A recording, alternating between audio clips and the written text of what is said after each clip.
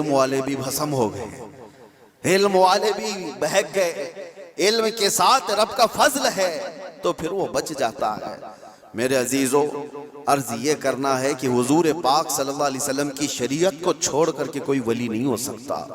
غوث پاک رضی اللہ تعالیٰ عنہ کی 11ویں کرنے والے، نیاز کرنے والے، سب سے میرا ایک ہی کہنا ہے اور سب کے لیے ایک میسج ہے کہ تمہاری 11ویں، تمہارے کچڑے، تمہارے نیاز یہ فرض نہیں، نہ ہی واجب ہیں، مستحب کے درجے میں آ سکتے ہیں، لیکن فجر کی نماز سے لے کر عشاء کی نماز تک فرض یہ تمہارے اوپر ایسا ضروری ہے کہ اس چیز کے لیے کوئی معافی نہیں ہے۔ 1 سال تم نے دیگ نہیں بنائی، نیاز نہیں کی تو قیامت کے دن نہیں پوچھا جائے گا کہ تم غوث پاک کی فاتحہ کرتے تھے کہ نہیں کرتے تھے، یہ سوال نہیں ہوگا، لیکن یہ سوال ضرور ہوگا کہ فجر میں اٹھے کیوں نہیں تھے، یہ سوال ضرور ہوگا اتنی نمازیں قضا کیوں ہوئی تم سے۔ میرے عزیزو، نوافل اور مستحبات میں پڑی ہوئی یہ امت، میں منع نہیں کرتا، آپ شوق سے، ہم بھی کرتے غوث پاک رضی اللہ تعالیٰ عنہ کے دربار میں ایصال ثواب کے لیے، مرحومین کے لیے ہم نیاز، فاتحہ، ساری چیزیں کرتے ہیں، لیکن اس کا مطلب یہ نہیں ہے کہ کل وہی ہے اور اللہ تبارک و تعالیٰ کی یہ عبادتیں کچھ معنی نہیں رکھتی، نماز نہیں ہے، قرآن نہیں ہے۔ عزیزان گرامی، میں ان لوگوں سے پوچھتا ہوں جو 2-2 3-3 گھنٹے قوالیوں پر رقص کرتے ہیں، قرآن کی ایک سورہ بھی تو سن کے دکھاؤ، وہ رب کا کلام ہے، اللہ کا کلام ہے۔ کسی قاری قرآن سے تم قرأت سن کر کے جھومو، پھر پتہ چلے کہ ایمان تمہارے دل میں کتنا ہے۔ ڈھول بازوں پر رقص کرنے والی قوم، ایمان سے اگر تعلق ہے تو ان خرافات میں نہیں جا سکتا کبھی۔ ایمان مضبوط کرو، اولیاء کاملین کی جماعت سے وابستہ رہنا یہ ضروری ہے، لیکن اس کا مطلب صرف یہ نہیں جو بنایا گیا ہے۔ ہم سنیوں پر ایک بڑا الزام یہ لگایا جاتا ہے کہ یہ صرف چادر، گاگر، جلوس، فاتحہ، نیاز، 11ویں والے لوگ ہیں۔ میرے عزیزو، وہ ایک پارٹ ہے۔ ظالموں نے جس طرح کا یہ ہمارے اوپر الزام لگا کر رکھا ہے کہ یہ سجدے کرنے والے لوگ ہیں، قبر کی پوجا کرنے والے لوگ ہیں، اور مزارات اولیاء پر جا کر شرک و بدعت کرنے والے لوگ ہیں، دنیا کو یہ پھیلا کر کے رکھا گیا۔ ہم اس سے برات کا اظہار کرتے ہیں۔ ہم سنی مزار کو سجدہ تو چھوڑو، ہم رسول کو بھی سجدہ نہیں کرتے۔ سجدہ صرف اور صرف اللہ وحدہ لا شریک کے لیے ہے، عبادت صرف اللہ رب العزت کے لیے ہے۔ سجدہ تو دور کی بات، جھکنا بھی جائز نہیں ہے، جھکنا بھی جائز نہیں۔ ہم اس عقیدے کے حامل ہیں، الحمدللہ مزارات پر جاتے ہیں تو شرک و بدعت کے لیے نہیں، میرے مصطفیٰ کے فرمان پر جاتے ہیں، حضور پاک صلی اللہ علیہ وسلم کے فرمان کی بنیاد پر جاتے ہیں۔ اور رہی بات اولیاء کاملین کے مزارات پر جا کر دعا کرنا، یہ قرآن سے ہم اخذ کرتے ہیں کہ سیدنا زکریہ علیہ السلام، زکریہ علیہ السلام اللہ کے نبی ہیں، پتہ ہے بیت المقدس کے امام، قرآن میں ہے 3 پارے میں، سورہ آل عمران، آپ پڑھ کر کے دیکھنا، ان کو اولاد نہیں تھی، 90 سال کی قریب عمر ہو گئی تھی، لیکن اسی وقت بیت المقدس میں حضرت بی بی مریم کو لایا گیا تھا۔ حضرت بی بی مریم کا بھی معاملہ ایسا ہے، ان کی والدہ منت کری تھی، ان کے والد عمران، ان کی والدہ حنہ، ان کو بھی اولاد نہیں تھی، انہوں نے منت کی تھی کہ اللہ اگر ہم کو تو بیٹا دے تو ہم بیت المقدس کی خدمت میں وقف کریں گے۔ بیٹا نہیں ہوا، بیٹی ہوئی، منت کے مطابق انہوں نے اپنی بیٹی کا نام مریم رکھا اور لا کر کے بیت المقدس میں وقف کر دیا بچپن میں۔ تو کس کو دیا جائے گا؟ جو بیت المقدس کے امام تھے، متولی تھے، حضرت زکریا علیہ السلام، ان کے ہاتھ میں دیا گیا کہ بچی وقف ہے۔ حضرت زکریا علیہ السلام نے قبول کیا اور ایک محراب میں بچی کو رکھتے تھے۔ قرآن میں یہ ذکر ہے، میں بتا رہا ہوں آپ کو۔ اور حضرت زکریا علیہ السلام کہتے ہیں کلما دخل علیہا زکریا المحراب وجد عندها رزقا قالت یا مریم انا لکی هذا قالت هو من عند اللہ ان اللہ یرزق من یشاء بغیر حساب۔ جب حضرت زکریا علیہ السلام محراب مریم میں جاتے تو کہتے ہیں قسم قسم کے پھل وہاں پر رکھے ہوئے پاتے تھے۔ تو حضرت زکریا پوچھتے مریم یہ سب تیرے پاس کہاں سے آتا ہے؟ حضرت مریم کہتی ہے سب اللہ کی طرف سے ہے، اللہ جسے چاہے بے حساب رزق دیتا ہے۔ مریم کون ہے؟ نبی نہیں ہے حضرت مریم، ہاں اللہ کی ولیاں ہیں، پاکیزہ مقدس ہستی، لیکن ان کو اللہ تبارک و تعالیٰ نے وہ کرامات سے نوازا تھا، وہ بچپن میں پھل وغیرہ ان کو رزق کے طور پر پہنچ رہا تھا۔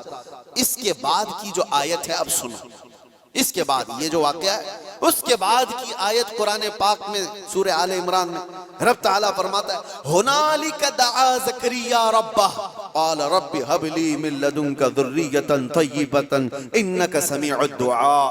زکریا علیہ السلام کو بھی اولاد نہیں تھی، تو اسی مریم کے محراب میں کھڑے ہو گئے جہاں بی بی مریم تھی، کہا اے اللہ مجھے بھی ایک بیٹا عطا کرتے ہیں۔ ہنالک دعا زکریا ربہ، یہ قرآن کی آیت ہے۔ زکریا علیہ السلام نے اپنے رب سے دعا کی، اللہ مجھے بھی ایک بیٹا دے دے، تیری جانب سے نیک و صالح بیٹا عطا کر دے۔ اب یہ دعا تو ہو گئی، اور قرآن میں اس کے فوراً بعد آیت ہے فنادته الملائکۃ وهو قائم یصلی فی المحراب ان اللہ یبشرک بیحییٰ۔ اسی وقت اللہ کے فرشتوں نے بشارت دے دی زکریا علیہ السلام کو، تمہاری دعا قبول ہو گئی اور یحییٰ علیہ السلام کی شکل میں تمہیں بیٹا ملنے والا ہے۔ اتنی تیز دعا۔ اب میں آپ کو بتاتا ہوں یہ آیت میں کیوں پڑھ رہا ہوں اور کیوں آپ کے سامنے رکھ رہا ہوں۔ زکریا علیہ السلام خود اللہ کے نبی اور جہاں کے امام ہے وہ بیت المقدس ہے، دنیا کا سب سے مقدس ترین مقام۔ اس وقت بیت المقدس میں حضرت زکریا علیہ السلام جہاں عبادت کرتے تھے وہیں پہ دعا بھی تو کر سکتے تھے، وہیں پر دعا کر سکتے تھے، لیکن قرآن یہ کہتا ہے وہ محراب مریم میں آ کر کے دعا کر رہے ہیں۔ محراب مریم میں جہاں بی بی مریم بیٹھی وہاں دعا کر رہے ہیں۔ اس سے پتہ یہ چلتا ہے کہ اللہ کے صالح بندے جہاں ہوتے ہیں وہاں سے دعائیں قبول ہوتی ہیں۔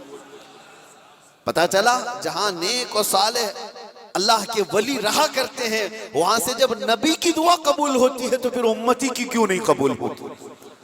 اور فوراً دعا قبول ہوئی اور بیٹا بھی ملا۔ اب یہ لوگ کہتے ہیں غریب نواز کے یہاں جاتے ہیں تو کیا بیٹا ملتا ہے؟ بیٹی ملتی ہے، اولاد مانگنے جاتے ہیں۔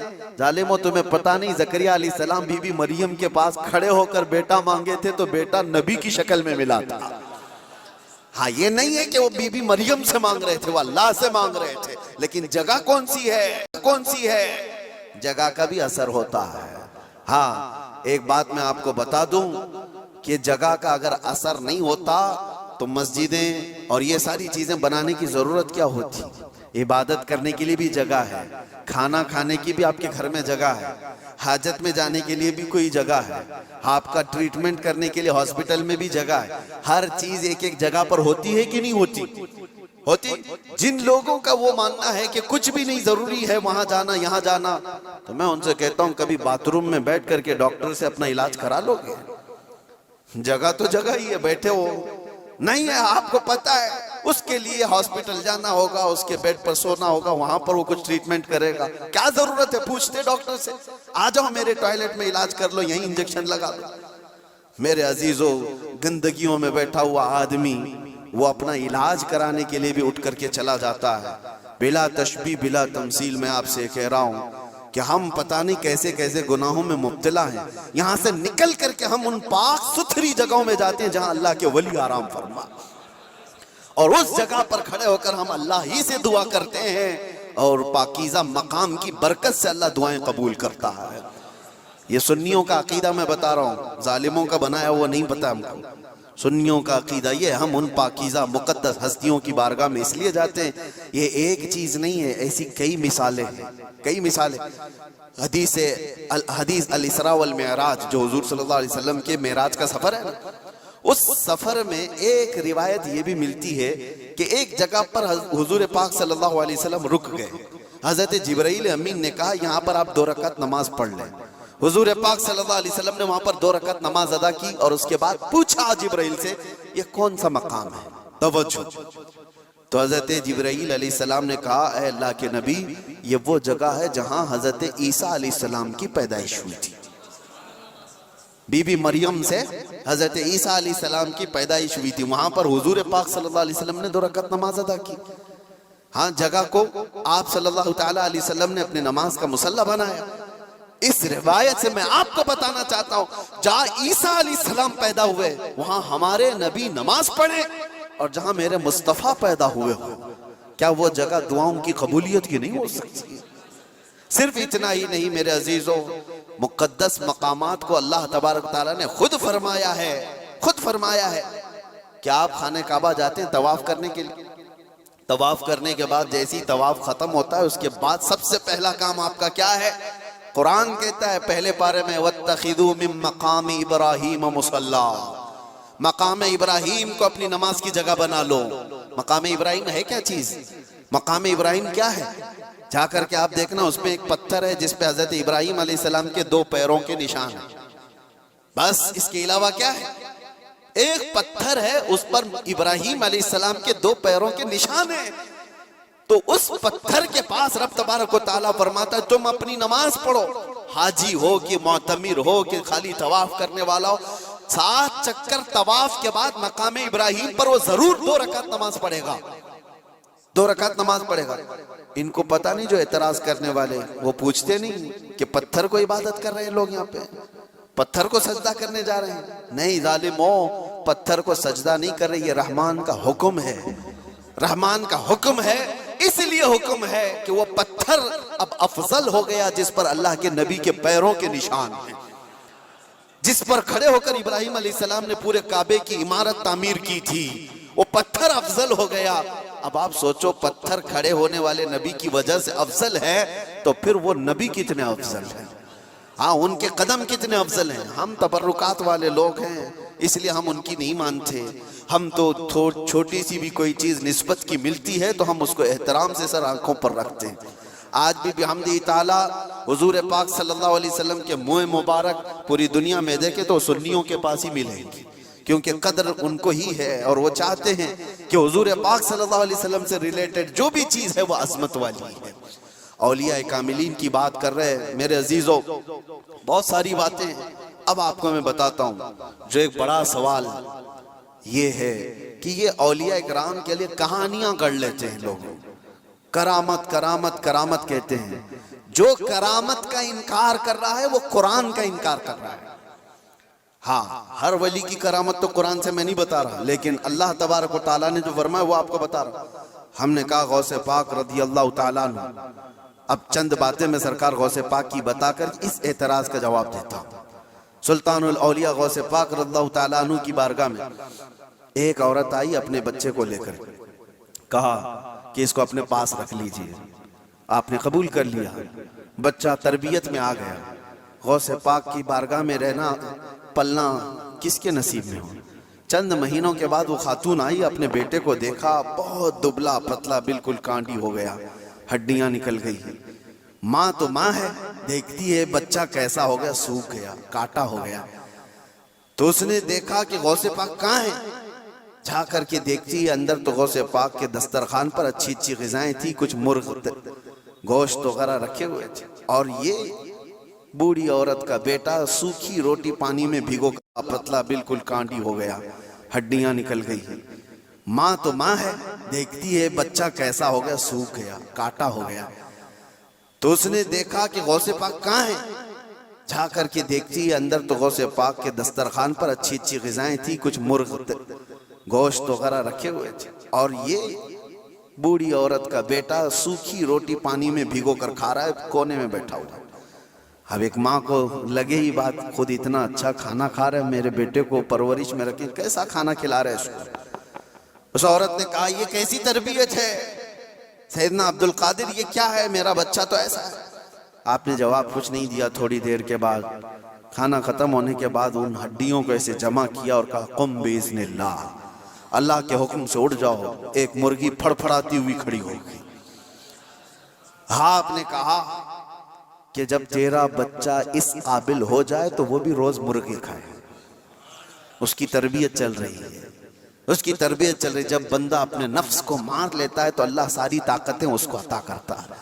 اللہ کے لیے جب بندہ دنیا چھوڑ دیتا ہے تو اللہ اس کا ہو جاتا ہے۔ تو غوث پاک کی یہ بات بتانے پر ایک صاحب مجھ سے کہہ رہے تھے کہاں سے آپ یہ ساری چیزیں لے کر کے آ گئے کہ ایک بندہ بھی کسی چیز کو زندہ کر رہا ہے۔ انہوں نے یہ نہیں دیکھا کہ غوث پاک نے کیا کہا، اللہ کے حکم سے اٹھ جا۔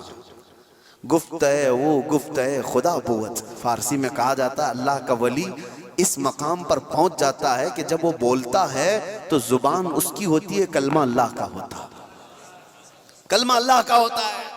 غوث پاک کی اس کرامت پر اعتراض کرنے والے، تمہیں پتہ نہیں مردوں کو زندہ کرنا اگر یہ صرف اور صرف آپ یہ کہتے ہیں کہ اس کی وجہ سے شرک ہو جائے گا، شرک کا آپ یہ کہتے ہیں کہ اس کی وجہ سے شرک ہو جائے گا، شرک کا عقیدہ، اللہ کا کام یہ زندہ کرنا اللہ کا ہی کام ہے، لیکن اللہ اگر کسی کو یہ طاقت دے دے تو کیا ابراہیم علیہ السلام کا واقعہ قرآن میں نہیں ہے؟ 4 پرندے لے لو، ان کو ذبح کرو، ان کا قیمہ کرو، مکس کرو، 4 پہاڑوں پر رکھ کر کے آؤ، 3 پارے میں ہے۔ اور ابراہیم علیہ السلام نے 4 پرندوں کو ذبح کیا، ان کا قیمہ کیا اور الگ الگ پہاڑوں پر رکھ کر آئے، اور پھر اللہ نے فرمایا ہر پرندے کا نام لے کر بلاؤ، ثم ادعوہن یأتینک سعیا۔ قرآن میں پرندوں کو جب سے ابراہیم علیہ السلام نے پکارا وہ اڑتے ہوئے آئے اپنی اپنی منڈیوں کے ساتھ، اور ادھر جو گوشت تھا وہ پورا جسم بن گیا، اور سب کے سب اپنے اپنے منڈیوں سے جڑ گئے اور زندہ پرندہ ہو کر اڑ گئے۔ یہ واقعہ قرآن میں موجود ہے۔ صرف اتنا ہی نہیں میرے عزیزو، عیسیٰ علیہ السلام کے بارے میں قرآن کیا کہتا ہے کہ عیسیٰ علیہ السلام وَأُبْرِئُ الْأَكْمَحَ وَالْأَبْرَصَ وَأُحْيِي الْمَوْتَى بِإِذْنِ اللَّهِ، جو سفید داغ والا ہوتا تھا، کوڑ کی بیماری والا ہوتا تھا، عیسیٰ علیہ السلام ہاتھ رکھتے تو صحیح ہو جاتا تھا، اور کبھی مرے ہوئے آدمی کو ٹھوکر مارتے تو زندہ کھڑا ہو جاتا تھا، مٹی کے پرندے بناتے پھونک مارتے وہ اڑنے لگ جاتے تھے۔ یہ ادھر ادھر کی کتابوں کی بات نہیں کر رہا ہوں، قرآن کی بات کر رہا ہوں، قرآن میں موجود ہے۔ اللہ کے نبیوں کو اللہ نے یہ طاقت عطا کی تھی۔ میرے عزیزو، غوث پاک رضی اللہ تعالیٰ عنہ کی اس کرامت پر اعتراض کرنے والے وہ صرف ظاہر کو دیکھتے ہیں۔ غوث پاک امت مصطفیٰ کے ولی کامل ہیں، رسول اللہ کی امت کے وہ اولیاء کے سردار ہیں۔ اللہ نے ان کو وہ طاقت عطا فرمائی تھی کہ جب وہ کسی چیز کو ہاتھ لگا دیتے تو اللہ ان کی اس چیز کو پوری فرما دیتا تھا۔ اب آپ کو چند کرامتوں کے بعد یہ بھی میں بتا دوں۔ ایک بار غوث پاک رضی اللہ تعالیٰ عنہ بیان کر رہے تھے اور ایک چیل اڑتی ہوئی آئی اوپر سے، بہت چین چین چین آواز کر رہی تھی، تو مجمع میں ادھر سے ادھر لوگ دیکھنے لگ گئے۔ ڈسٹرب ہو جاتا نا، یہاں ہوتا ہے، ابھی تھوڑی سی آواز ادھر آ جائے تو سب کی گردنیں ادھر ہو جائیں گی، اور غوث پاک کے مجمع میں یہ بے ادبی ہے۔ حضور غوث پاک خطبہ دے رہے ہوں اور ادھر ادھر کوئی چہرے اٹھائے تو آپ نے صرف اور صرف گھور کر کے اس چیل کو دیکھا، اس کی منڈی الگ اور دھڑ الگ گر گئے، وہ مر کے تڑپنے لگی، ختم ہو گئی۔ آپ کا خطبہ چلتا رہا، اب کوئی گردن اٹھا کے دیکھتا بھی نہیں تھا، سب غوث پاک کی طرف کہ وہ نگاہ جلال جو چیل پر پڑی تھی کہیں اور بھی نہ پڑ جائے۔ سب کا انہماک توجہ کے بعد جب غوث پاک کا خطبہ ختم ہوا تو ایسا نہیں کہ آپ اس چیل کے پاس گئے، اس کے منہ کو اٹھایا، اس کے دھڑ سے لگایا، کہا قم بِإِذْنِ اللہ، اللہ کے حکم سے اڑ جا۔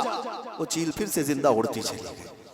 یہ کرامات کے باب میں ہے، یہ کرامات، اس کو کیا کہتے ہیں؟ کرامت معجزے کا پرتو ہے، اللہ کے ولی کے ہاتھ سے ایسا کام جو عام آدمی نہیں کر سکتا، اور یہ خصوصی طاقت اللہ تعالیٰ نے اپنے بندوں میں ان اولیاء کو دی ہے جو متقی اور پرہیزگار ہوتے ہیں۔ اب میں آپ کو بتاتا ہوں، وقت کم ہے، یہ کہتے ہیں کہانیاں ہیں، یہ لوگوں کی بنائی ہوئی داستانیں ہیں۔ میرے عزیزو، تم کو ماننا اور نہ ماننا یہ ہمارے لیے ضروری نہیں، اور نہ ہی ہم کسی کو منوانے جا رہے ہیں۔ بات اتنی ہے کہ حضرت سلیمان علیہ السلام کے دربار میں بھی یہ بات ہوئی تھی کہ سلیمان علیہ السلام کے دربار میں سارے پرندے حاضر تھے، ایک پرندہ نہیں آیا تھا، ہدہد لیٹ سے آیا۔ سلیمان علیہ السلام جلال میں کہا اس کو میں سزا دے دوں گا۔ بہت دیر کے بعد آیا، پوچھا کہ تیرا عذر بتا، کیوں تو تاخیر سے آیا؟ یہ بھی قرآن کی بات کر رہا ہوں، 19ویں پارے میں اٹھا کر کے آپ پڑھ لینا اس کو۔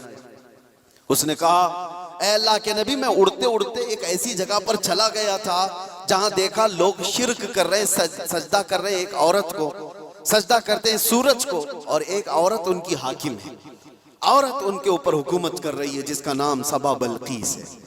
سلیمان علیہ السلام نے کہا اچھا ایسا ہے، تو جا کر کے اب سلیمان علیہ السلام نے کہا میرا خط دے دو، اللہ کی بارگاہ میں وہ سربسجود ہو جائے، شرک کو چھوڑے اور وہ ایمان لائے۔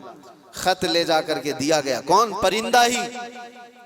وہ عورت ماننے سے انکار کر دی، جو بھی معاملہ ہے، اور وہ لڑنا چاہتی تھی، اپنی فوج لے کر کے سلیمان علیہ السلام کے پاس آنا چاہتی تھی، فوج لے کر وہ نکلی، لیکن اس کے ساتھ ایک معاملہ تھا، وہ جس تخت پر بیٹھتی تھی وہ دنیا کا سب سے مہنگا تخت تھا، ایسا تخت تھا کہ سونے اور چاندی سے جڑا ہوا، ہیرے قیمتی اس پہ لگے ہوئے، اور اس تخت کی حفاظت کے لیے 7 دروازے بنے ہوئے تھے، ہر دروازے پر سنتری پہرے دار کھڑے ہوئے۔ سلیمان علیہ السلام کو یہ بات ہدہد نے بتائی، لیکن یہ تو ذکر قرآن میں اس کا نہیں ہے، لیکن سلیمان علیہ السلام کو یہ معلوم تھا کہ اس کا تخت ہے۔ وہ غیب کی جاننے والے کو ہی نبی کہا جاتا ہے۔ آپ نے صرف اپنے مجمع میں اتنا کہا، سنا ہے بلقیس اپنے ہاں سے نکلے۔ بلقیس کہاں رہتی تھی؟ یمن میں۔ سلیمان علیہ السلام کہاں رہتے تھے؟ فلسطین میں۔